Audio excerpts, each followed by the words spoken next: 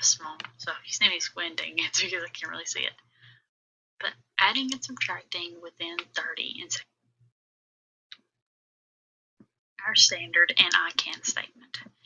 The standard 2.0a.b.2, and it is that is our standard, and it is fluently add and subtract within 30 using mental strategies. By the end of the second grade, know from memory all the sums of two one-digit numbers and related subtraction facts. The I can statements. These are the statements I want the students to be able to say after they have completed this lesson, and we went over it multiple times as groups and as individuals. I can fluently add within 30. I can fluently subtract within 30. I can use problem solving skills to add and subtract within 30. Expectations for our second graders. The students will add within 30. The students will subtract within 30. The students will use mental strategies to solve addition or subtraction problems within 30. The students will explain the mental strategies that they need that they use to add and subtract two one-digit numbers within. Academic language demands. Language objectives. Sorry, like I said, it's hard to see. The student will explain to their partner how to add and subtract within 30 using mental math. Targeted supports. These are the supports that the teacher will use to help the students to achieve the goals of solving the problem. The teacher will show the students how to complete the problem and then explaining the answer on the smartboard for everyone to see. The teacher will go over the vocabulary with the class prior to the lesson. The vocabulary will be on the whiteboard for all the students to see, and the teacher will expect them to use the vocabulary within their groups. The teacher will go over the problem with the class that requires further explanation. The teacher will then go over how to agree or disagree respectfully.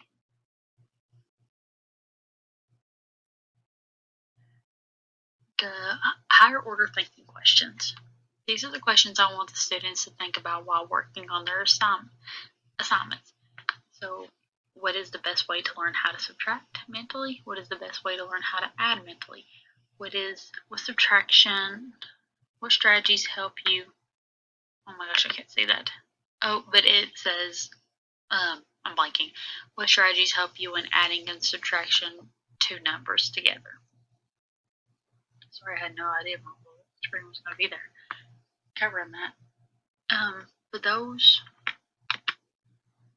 basically, those questions, the higher order thinking questions, I want the students to be able to ask themselves in order to help them to learn how to mentally solve the math problems the best way possible for them, because everybody thinks differently, and so I want them to really think about what helps them to learn.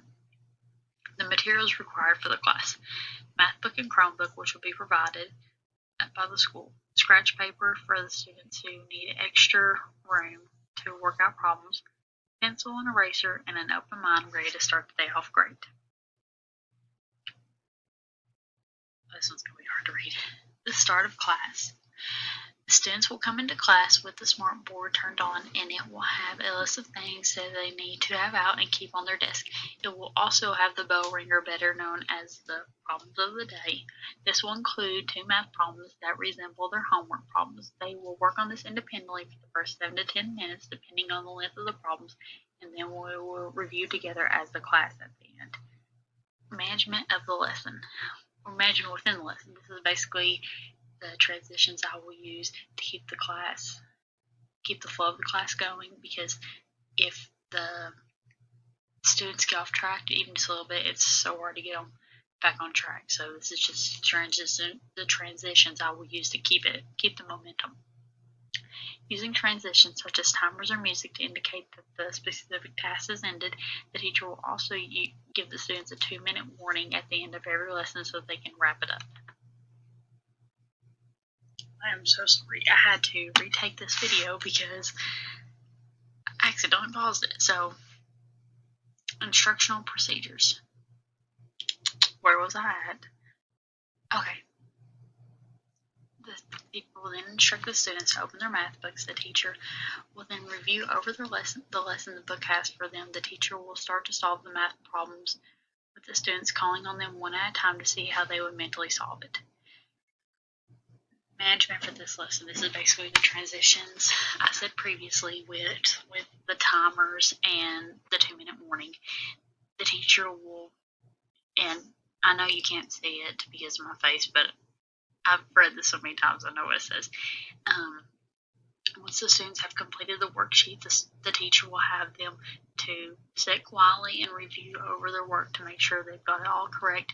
This is just because if a student gets done, I don't want them standing up saying, I'm done, or sometimes students rush, so they need to go over it. But I also want them to understand that some students do not get their work done as fast as others, and it can be intimidating when the student next to you is done already. So, and I, as a student, would rush. So I don't want my students to do that. I want them to sit quietly. If they finish, they don't need to say anything. They just need to sit there and just look over it in silence. And it keeps the students from getting too wild. With the math lesson, in the math book, I would call on them with the popcorn method. Basically, if I called on a student named Sarah, I would say, Sarah, explain to me how you got this problem. And this is where the respectful aspect I mentioned earlier comes in. If they get it wrong, everybody would treat them respectfully and say, okay, well, we can help you figure it out. This is what we did. It would be in a respectful way, correcting somebody. And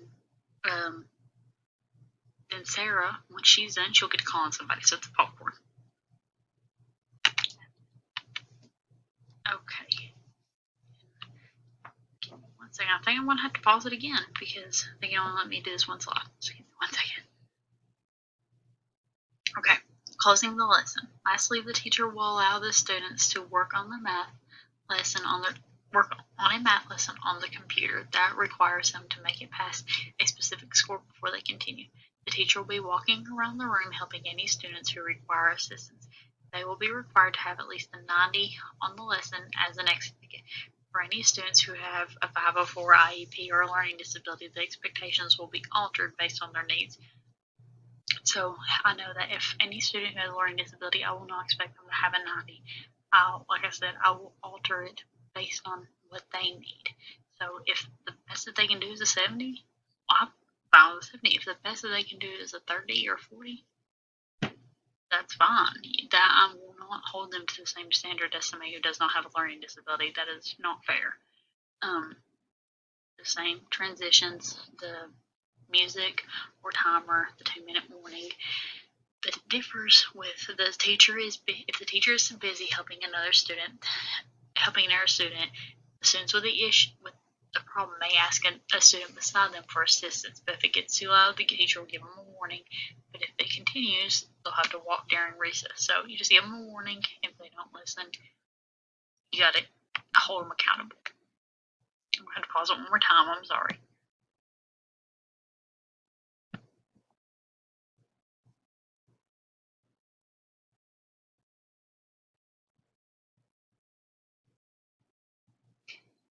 Theory and rationale. The second half focuses on the essential elements that need to be in place for the mathematics teaching practices discussed to be effective. These elements include access and equity, curriculum, tools and technology, assessment, and professionalism. In summary, the elements listed above are needed to become